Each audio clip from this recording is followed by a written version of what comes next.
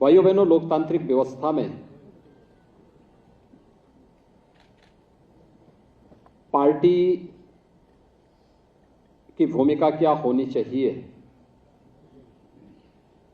और पार्टी केवल एक संगठनात्मक ढांचा मात्र है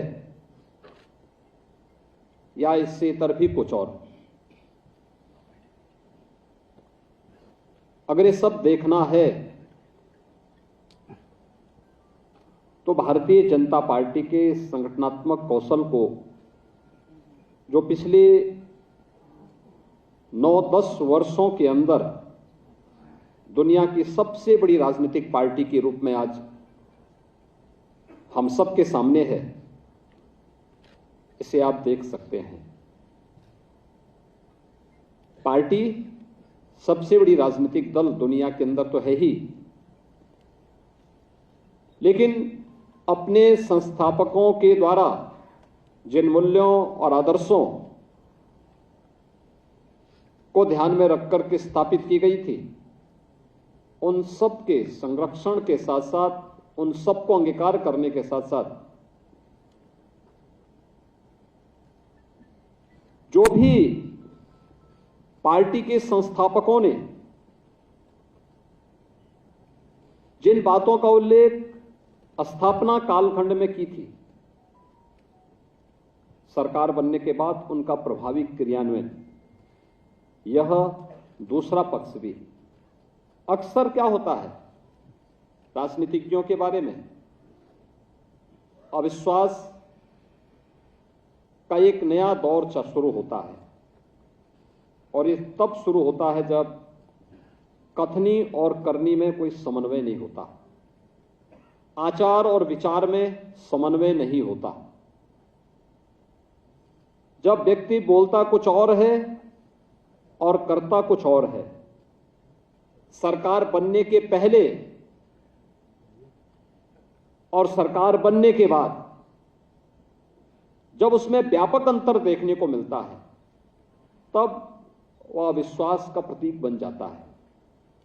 लेकिन भारतीय जनता पार्टी आज जिस दौर में है, जो कहा वही किया और जो किया उतना ही बोला। यह भारतीय जनता पार्टी ने प्रधानमंत्री मोदी जी के नेतृत्व में आज की भारतीय जनता पार्टी वही कहती है जो कर रही है, वही कर रही है जो बोलती है।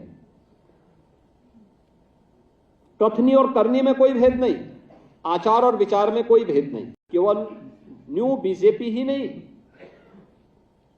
बल्कि प्रधानमंत्री मोदी जी आज एक नए भारत के शिल्पी भी हैं, एक नए भारत के शिल्पी। एक भारत श्रेष्ठ भारत की परिकल्पना को जिन्होंने प्रभावी ढंग से लागू भी किया, पूरे देश के अंदर उसके दर्शन होते हैं।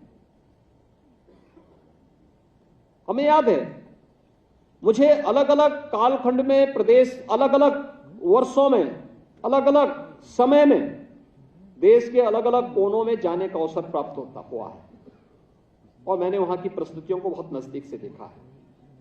चाहे वह जम्मू कश्मीर हो, चाहे वह पूर्वोत्तर के राज्य हो, चाहे वह दक्षिण के राज्य हो और चाहे उत्तर भारत के ही विभिन्न राज्य। इन सभी राज्यों में अलग अलग समय में हमें जाने का अवसर प्राप्त हुआ और वहां की कार्यपद्धति को बहुत नजदीक से देखने, जानने, सुनने,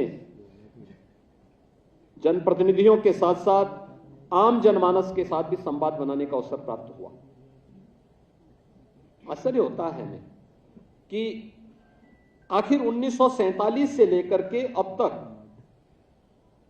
उन भावनाओं को समझने का प्रयास उस 2014 तक क्यों नहीं किया गया, जो 2014 के बाद प्रभावी ढंग से क्रियान्वित हुई तो उसके परिणाम भी सामने देखने को मिले।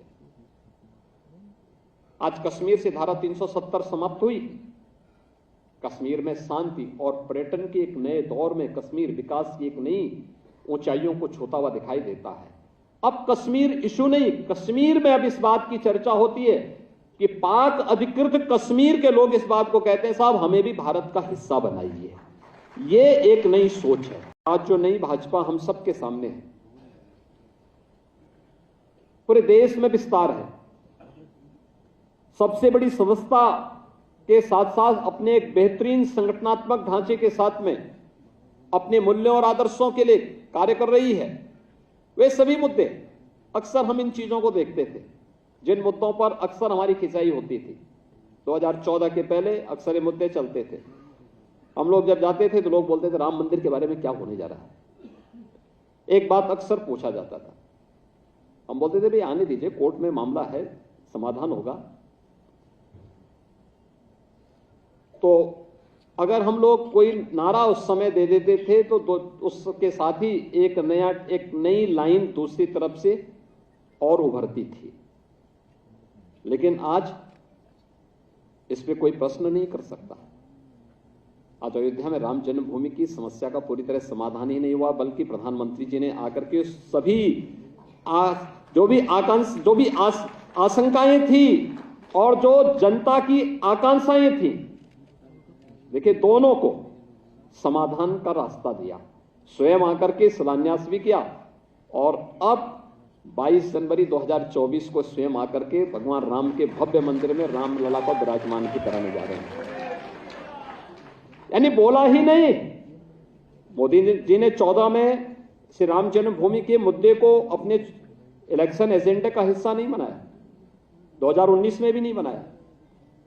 19 में एक लाइन थी कि हम संविधान के दायरे में रहकर के समस्या का समाधान करेंगे। संविधान के दायरे में रहकर के समाधान का रास्ता निकालेंगे और संविधान के दायरे में रहकर के समस्या का सर्वसम्मत समाधान हो सकता है। यह से राम जन्मभूमि की 500 वर्षों से चले आ रहे एक ऐसे विवाद को, जिसको लोग असंभव कहते थे, उसको उन्होंने संभव करके दिखाया है। और आज पूरे देश में कोई विवाद नहीं, इसका सौहार्दपूर्ण तरीके से संवाद बना करके बड़ी से बड़ी समस्या का समाधान हो सकता है। और ये लोकतंत्र की सबसे बड़ी ताकत है। इस ताकत का उपयोग अगर किसी ने प्रभावी ढंग से किया है, वह मोदी जी ने करके दिखाया।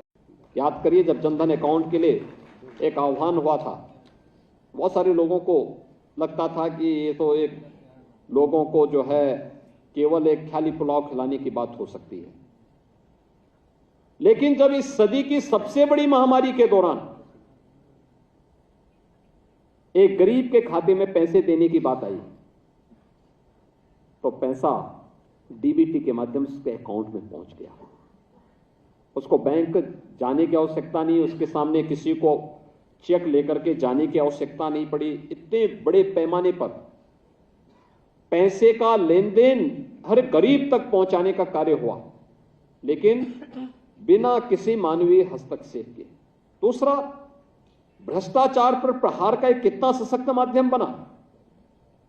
आज हम सब इस बात को देख सकते हैं कि हम कोई पैसा यहां से भेजते हैं, देश के अंदर 4 करोड़ गरीबों के मकान बने, मकान का एक एक पाई गरीब के खाते में जाता है। 10 करोड़ गरीबों के शौचालय बने, एक एक पैसा उसके अकाउंट में चला जाता है। विकास की बड़ी से बड़ी परियोजना का लाभ किसी गरीब को देना है, पैसा सीधे उसके अकाउंट में पहुंचता है। लाभार्थी परक योजनाओं का लाभ उस तक सीधे पहुंच रहा है, बीच में कोई मध्यस्थ नहीं। टेक्नोलॉजी का उपयोग पार्टी के लिए भी और जनता के लिए भी कैसे हम बना सकते हैं, उपयोगी उसे बना सकते हैं, यह उदाहरण भी पहली बार देश के अंदर किसी ने प्रभावी ढंग से लागू किया। केवल योजना बनाना नहीं, अक्सर होता है बहुत सारे लोग योजनाएं बना सकते हैं, बहुत सारे लोगों के पास आइडिया ही नहीं होते, लेकिन यहां तो आइडिया भी मोदी जी के अपने हैं।